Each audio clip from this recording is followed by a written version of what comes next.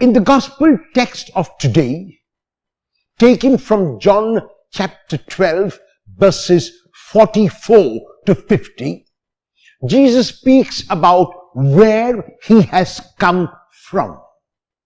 We go back to the beginning of the gospel in chapter 3, verse 16, when we were told that God so loved the world that he sent his only Son. God sent his Son into the world not to condemn the world, but that the world might be saved through him. In these verses in chapter 12, Jesus reiterates that the one who believes in his word believes not in his word, but in the word of the one who was sent. Jesus is therefore the ambassador of the Father. Jesus is therefore the representative of the Father. Jesus is therefore the revelation of the Father. And so, people were privileged that to see Jesus would mean to have seen the Father. However, what is sad is that Jesus speaks about the fact that there are some who refuse to believe in him. And the reason why they refuse to believe in him is because of this warped image of God that they had. They could not believe that the God whom they believed in was a God who came to serve.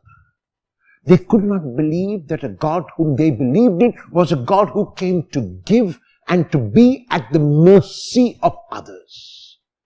Their God was powerful.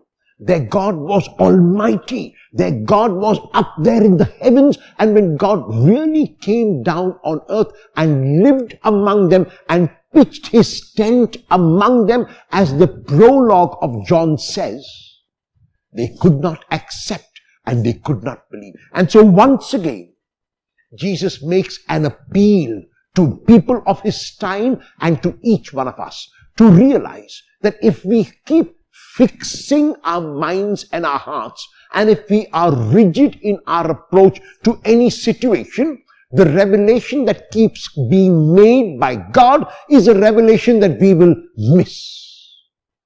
This attitude which we have sometimes of blinding ourselves to things which we cannot accept or do not want to accept is an attitude which will result in our missing out on so much that life has to offer.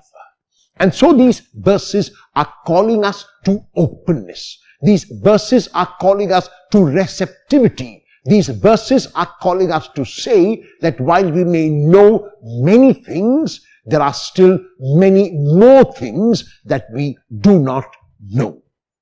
Will I remain open to whatever revelation God will make to me today?